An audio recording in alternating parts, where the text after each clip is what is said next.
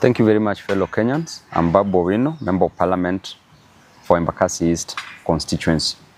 I want to take this opportunity to condemn the gruesome murder of one Albert Ojwang at Central Police Station, Nairobi. I want to demand that the officers who committed this heinous act must be arrested and charged with murdering one innocent man, Albert Ojwang. The apex of the law, the Constitution, and the Penal Code outlines clearly on how matters should be dealt with once an arrest is made. Going to an extent of murdering an innocent man, moving all the way from Nairobi, wasting government resources in the name of Subarus, going down to Homa Bay, passing so many counties to arrest one person whose only mistake was to speak the truth on social media, was only to outline how Kenyans are suffering, was only to show Kenyans that there is high cost of living, that there is overtaxation, and that there is unemployment in this country. By pointing out unruly officers in the government by the name Eliud Langat, who is a Deputy Inspector General of Police, you take an opportunity to go all the way to Homa Bay, arrest an individual, arrest Albert, move all the way back to Nairobi, noting that there are so many police stations within Homa Bay County. You bypassed all those police stations, came back to Nairobi, took an innocent young man from the dad with an intention to kill, premeditated the death of one Albert Ojwang. Reaching Central Police Station, you tell us stories which we only hear in movies that Albert Ojwang hit his head severely on the on the wall. Does not add up. It's so sad.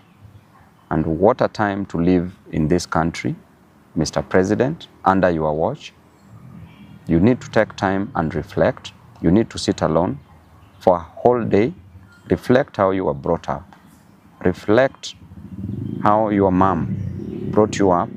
As you always say that you were brought up from a very humble background. Reflect on that.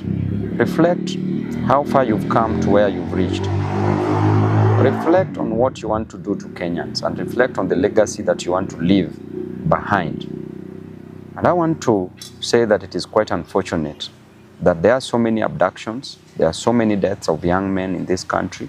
Since when are young people killed in a nation? Since when are the Gen Zs killed in different nations? Since when? It is only in Kenya that these things are happening. And it is happening because these young men are demanding for justice, social justice, are demanding for their rights. And the extent that we are going as a nation is so wrong because under your watch as the president, so many deaths are occurring. The main reason why people get to power is so that they can become better, not being bitter. It's so that they can better the lives of others, not taking the lives of others. It's so that they can ensure that people's lives are changed for the best. But what are we seeing in return? We are seeing bitterness, we are seeing cruelty, and too much cruelty breeds so much hatred, which is now occurring in this country. I want to inform the government that nobody will fear you. You cannot spread fear to a person who has nothing to lose, a person with no jobs, a person who experiences overtaxation, a person who experiences high cost of living, high cost of education, high cost of health. You cannot make such a person be fearful. And therefore you need to change your strategy because they have nothing to lose but just the chains that are tying them tightly.